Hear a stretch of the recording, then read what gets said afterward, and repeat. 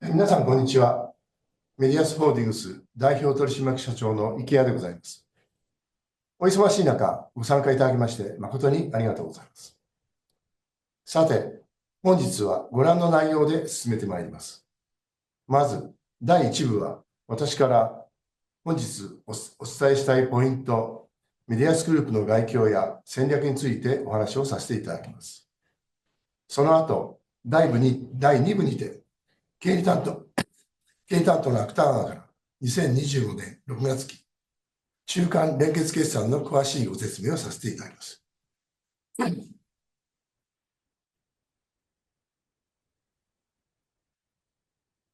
本日お伝えしたいことは次の通りです。当社グループを取り巻く環境については、2024年6月に施行された診療報酬改定やエネルギー価格の高止まり、為替変動の影響に起因するコスト増が継続しております。依然として先行きが不透明な状況が続いておりますが、当中期会計期間においては、症例増加に伴い、手術室関連製品等の販売が好調に推移しました。また、2024年3月に子会社化した誠医科正規株式会社の実績が計上されたことに加え、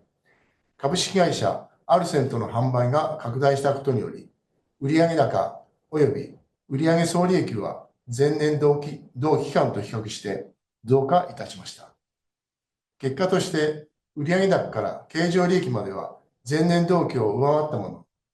法人税等調整額の影響により、四半期純利益が減少いたしました。次に、2025年6月期中間決算の状況をお伝えいたします。売上高は1427億400万円、前期比 112.6%、金額では159億9100万円の増加となりました。営業利益は7億5100万円、前期比 110.3%、経常利益は9億8300万円、前期比 109.3%、純利益は4億600万円、前期比 80.5% という結果となりました。詳しくは第2部で経理担当の芥川よりご説明申し上げます。次に、当社の概況についてご説明申し上げます。当社グループは医療機器の販売を行う事業会社を中心に、修理・保守を行う会社、医療機関向けソリューションサービスを提供する会社、介護福祉機器の販売及びレンタル事業を行う会社で成り立っており、現在14社でございます。特に人口が多い首都圏に高いシェアを持つことを強みとして、北海道から福岡県まで営業エリアを拡大しております。なお、マップの色がついている都道府県が当社グループが営業拠点や物流センターを置いている都道府県となっております。当中間決算期より、同一住所内に複数の事業会社の本社や物流センターがある場合でも、1住所1カウントで集計をしております。こちらは私どもの顧客の属性です。地域医療の基盤である公的医療機関や先進医療を担う大学病院を中心に信頼性の高いお客様と取引をさせていただいております。2009年に設立して16期目にあたりますが、おかげさまで売上高は順調に伸びております。我々の事業を取り巻く医療機器市場では、ご覧の通り年率で2から 3% の成長が続いております。そして今後は社会全体の高齢化による医療費の増加と、さらなる医療技術の進歩により、医療機器がより高度なものとなり、高額化することによって、さらに市場規模が拡大することが見込まれています。従いまして、我々もまだまだトップラインを伸ばす余地があると考えております。ここからは中期経営計画とビジョンについてご説明申し上げます。当社は昨年7月の本決算において、中期経営計画をアップデートしました。売上高シェアについては、これまでに一定の拡大ができたと考え、今後は経常利益を指標として、2027年に24億2000万円を目指します。そのために収益改善への取り組みを進め、利益の確保に努めてまいります。引き続き M&A による規模拡大は継続しつつ、既存事業の強化によるさらなる成長を目指します。続いて、中期経営計画を達成するための企業価値向上に向けた戦略をご説明いたします。当社は5つのマテリアリティを掲げたサステナビリティ経営を基盤とし、M&A、ソリューションツール、医療機関、メーカー、社内を対象とした業務効率化の3つを強みとしております。そして、本中期経営計画では、既存事業の構造改革と事業投資の選択と集中を主要なテーマと位置づけ、方針を掲げました。利益の向上を最優先課題とし、そのために既存地域での営業活動における生産性の向上を追求します。具体的には、営業プロセスの見直しや営業支援ツールの活用により、営業効率の改善を図ります。また、利益の成長を伴わない売上拡大のみの施策は控え、事業運営に関わるすべての経費の効率化を図ります。成長につながる M&A とアライアンス戦略に投資を優先し、それ以外の事業投資については、リスクの高いチャレンジングな投資や利益改善につながらない投資は抑制します。投資案件は PDCA サイクルで効果検証及び修正改善アクションに注力し、早期の利益貢献を目指します。利益体質強化によって従業員の報酬への反映、採用・育成の充実を図り、安定的な人的資本の増強を行い、将来にわたる企業価値向上の礎といたします。事業効率と資本効率の向上によって盤石な財務基盤を目指します。合わせて資本コストの適切な管理とキャッシュフローの安定を図ります。中長期にわたる安定的な成長を維持するために必要な内部留保を確保しつつ、その成長に応じた成果の配分を実施することを基本方針とし、連結での配当成功30%以上をめどに安定的な株主還元を目指しております。ここからは我々の3つの強みについて一つ一つご説明をさせていただきます。まずは M&A 戦略について。我々が M&A およびアライアンスを推進する背景には、日本における医療機器市場の成長率の鈍化というものがございます。先ほども申し上げた通り、日本の医療機器市場は高齢化に伴い、2060年までは伸び続ける予想となっておりますので、トップラインを伸ばす余地は十分にあると言えます。しかしながら、当社の売上高の約6割が輸入品であり、海外メーカーにとって日本の医療機器市場はその成長率の鈍化や償還価格によって価格が抑えられ、その後も下落していくために採算が合わないことや、薬事承認を含めて市場導入時のコストが高いなどの理由から魅力が薄れ、優先度が下がってきている状況でございます。このような状況下で、我々の日本の代店メーカーが求められているのが、広範囲をカバーする流通網と経営の安定性です。メーカーから選ばれるディーラーになるために、これからも我々メディアスグループは M&A やアライアンスで流通網を拡大してまいります。こちらは当社の近年の M&A の一覧でございます。M&A とアライアンスにより、規模と流通網を拡大し、さらに専門分野の分社化や統合を行うことで、より効率的な運営体制の構築と営業力のさらなる強化を図ってまいりました。続きまして、メディアスグループの強みであるトータルソリューションビジネスについてご説明いたします。医療機関では、医師の働き方改革への対応や医療費抑制政策による収入の減少、医療材料費の高騰など、経営課題がますます深刻なものになっております。メディアスグループは、より良い医療環境の構築を目指す医療機関に必要な複数のソリューションツールを提供することで、医療や介護の現場を多方面からサポートし、信頼を獲得しております。100万点のマスターを持つアソースデータベースを基盤とし、複数のソリューションツールを持つことが強みでございます。これらのツールを組み合わせ、顧客のニーズに対応したオーダーメイドのソリューションを提供しており、医療機関の効率化をするとともに、我々ディーラー業務の効率化にも貢献してまいります。当社のソリューションツールについて、一つ一つご説明させていただきます。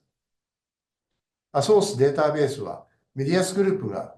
独自に構築した日本最大級の医療材料データベースです。すべてのソリューションツールの基盤とし、高い網羅性、信頼性、即位性を備え、情報収集と業務効率の改善に貢献しています。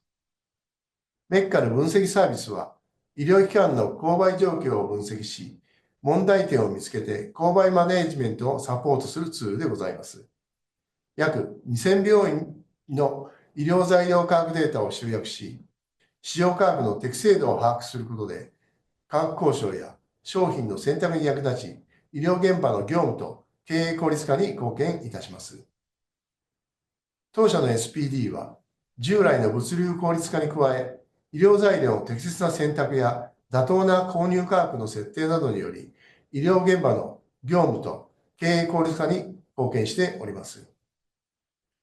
アソースストアは、中小規模病院向けの会員 SPD サービスです。SPD の導入にはコストがかかるため、多くの中小病院では導入が難しく、看護師の業務負担が増加しております。アソースストアを導入することで、医療機器ディーラーやメーカーへの発注や納品整理の労力が削減されます。サージレインは手術室の収支を見える化し、医療材料の管理や準備など、間接業務を効率化するソリューションでございます。これにより、手術室の稼働や収支の状況を改善し、医療現場の業務と経営の効率化に貢献いたします。これらのツールは、単に IT ツールとしてのサービスだけではなく、医療機関向けのサービスや医療材料の供給をめぐるビジネスモデルの変革をもたしうる、いわば複合的な取り組みとなっております。これらをトータルで提供できることも当社の強みであると思っております。次に、我々の仕入れ先であるメーカーの効率化に寄与するサービスをご説明させていただきます。メーカー、そして我々医療機器ディーラーも同様ですが、現在、物流のコスト増や労働時間削減への対応が必要とされています。メディアスグループでは、取引物量を、引き取り物流を行って、その負担を軽減するとともに、サード PL 事業により、在庫管理や出庫業務を請け負うなど、メーカーの物流課題の解決に貢献しております。最後に、グループ全体の業務効率化への取り組みについてご説明させていただきます。左上からグループ全体のコーポレート業務をシェアド化しております。右に移りまして、グループ内の循環系、整形外科系などの専門分野を集約し、グループ内再編をすることにより、経営資源の効率化を目指しております。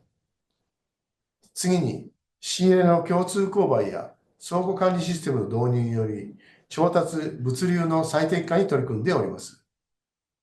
その下に移りまして、営業活動の効率化、顧客満足向上のために経営管理の変革を実施しております。そして、業務の独立化を防ぎ、組織力を高めるためにデジタル化の推進に取り組んでおります。最後に、ディーラーにとって人材は要と言っても過言ではありません。従業員一人一人が成長し続け、能力を最大限発揮し続けることができるよう、環境の整備や研修、教育に取り組んでおります。これらの効率化は、コスト削減だけでなく、生産性を向上し、従業員の働き方改善やモチベーション向上にも寄与する取り組みと考えております。当社グループの最近のトピックスでございます。2024年に秋田機械改善が創業60周年を迎えました。記念すべき節目に本社及び物流センターを秋田市内に新築移転いたしました。新しい物流センターは旧施設の 1.5 倍となり、SPD センターも併設しております。これにより、業務の効率化と流通のさらなる安定を実現いたします。また、2024年10月1日付で、共和機械甲府支店における業務を誠以下正規に承継いたしました。両社の経営資源を統合し、より効率的な運営を実現するとともに、さらに総合的な医療機器販売体制を構築することで、山梨県内のシェア拡大を目指してまいります。2024年10月、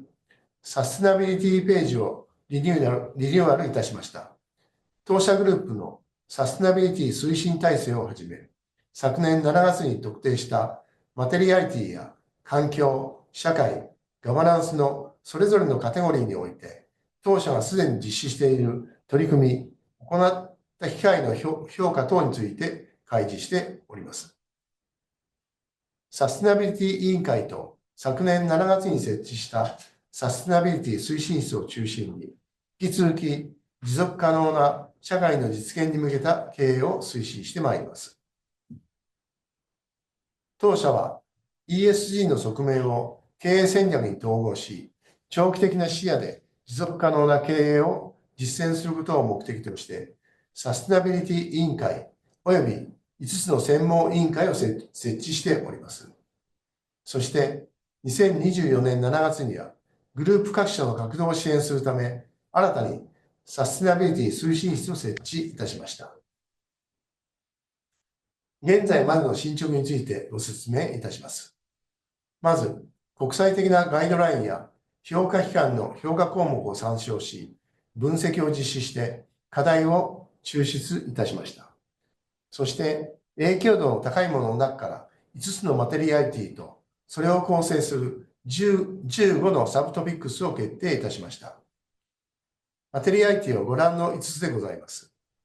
今後は、これらのマテリアリティに優先順位をつけ、指標、目標を設定し、グループ全体で包括的な取り組みを加速してまいります。当社グループは、気候関連問題や経営に及ぼす影響を評価、管理するために、2022年度にスコープ1から3の温室効果ガス排出量の算定を実施いたしました。温室効果ガス排出量の削減目標については、2030年度に2022年度の基準排出量からスコープ1、2を 42% 削減する水準を設定しております。当社グループの人材の多様性に関する指標です。全体としてどれも十分ではございませんが、昨年と比べて増加しております。男性労働者の育児休業取得率につきましても、法改正があったことに加え、社内周知を行った結果、昨年の2倍程度の取得率となりました。今後も人材教育に加え、働きやすい職場環境づくりや多様性を尊重する社内風土の醸成を通じ、多様な人材が働きがいを持って活躍できるよう推進してまいります。次は、グループ全体として取り組む社会貢献活動でございます。昨年より国連 WFP のレッドカップキャンペーンへ参画し、プライベートブランドアソースセレクトの売上の一部を寄付しております。これまでの実績は合計で約1000万円を超えました。また、従業員から任意で寄付を募り、会社が同額を上乗せして国境なき医師団への寄付を行うマッチングギフトを実施しており、2023年のスタートから合計約380万円を寄付しております。さらに、株主優待として、株主様が社会貢献をご選択いただいた場合にも、同団体へのマッチングギフトを実施しており、昨年は17万6000円を寄付いたしました。株主の皆様のご協力に感謝申し上げます。人々の健やかな人生と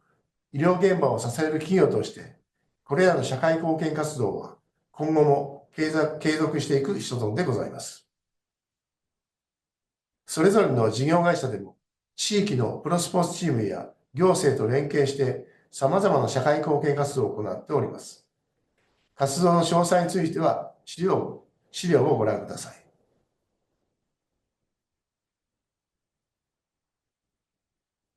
そして、共愛化光とアルバースでは、子どもたちに医療の仕事を楽しみながら体験していただくイベントを2007年より13回開催しております。昨年は10月に静岡市のツインメッセ静岡で行いましたが、今年は11月に静岡県沼津市にて開催する予定でございます。また、医療従事者への感謝と応援のメッセージを載せた笑顔トラックで医療材料をお届けしております。冒頭でも申し上げました通り、メディアスホールディングスグループは今後も社会に貢献する企業グループとして成長を続けてまいります。第1部の説明は以上となります。ご清聴ありがとうございました。皆様、こんにちは。メディアスホールディングス取締役専務執行役員、コーポレート統括本部長の芥川です。私からは、連結決算の状況についてお話しさせていただきます。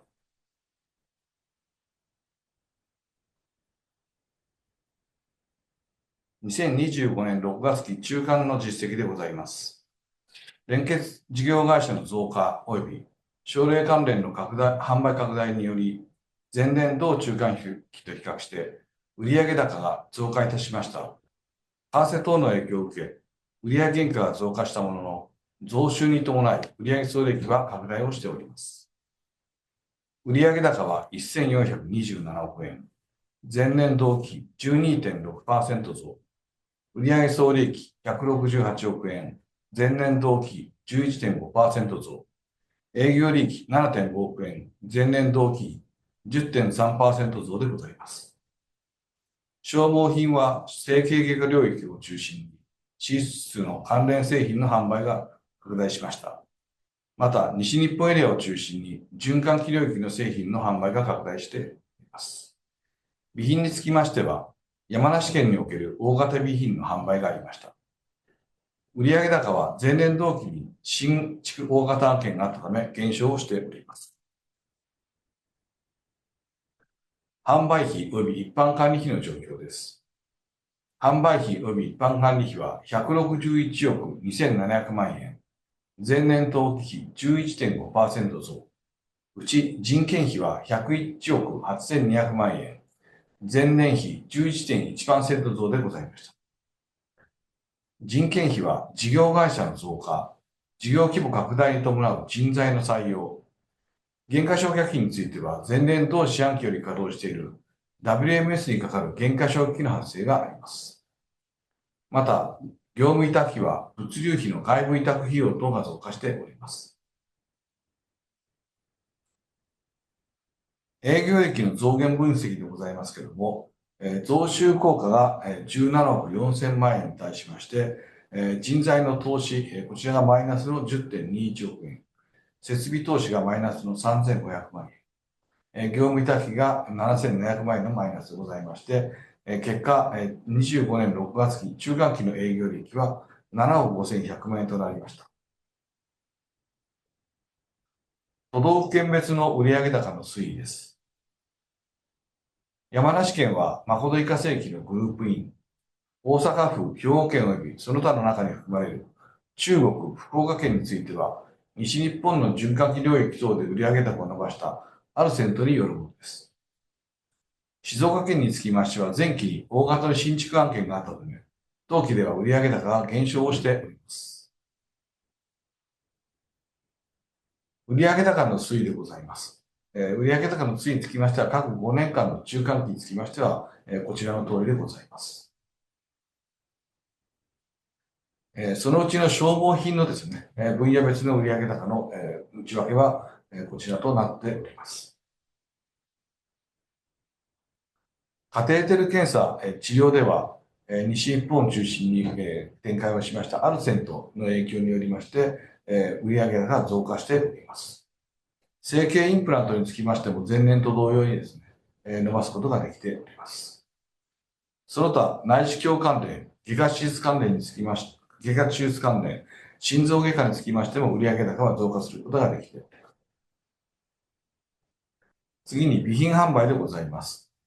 備品販売の分野別売上高はこちらの通りとなっております。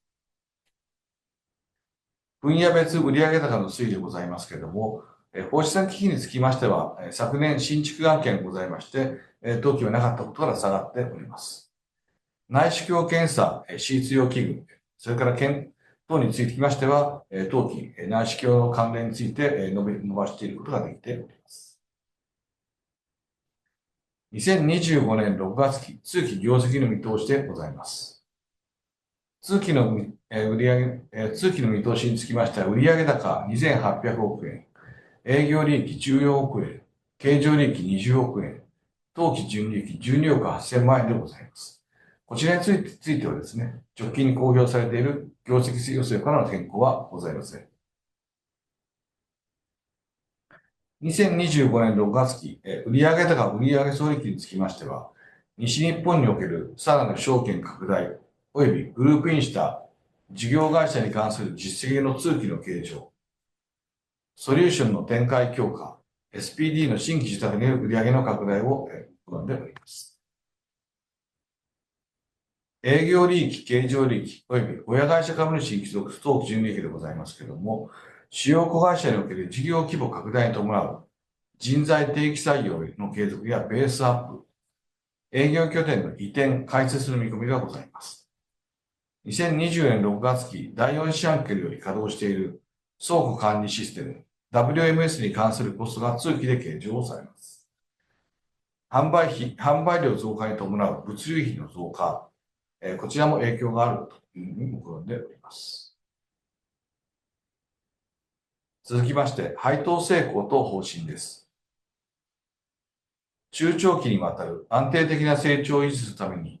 必要な内部留保を確保しつつ、その成長に応じた成果の配分を実施することを基本方針とし、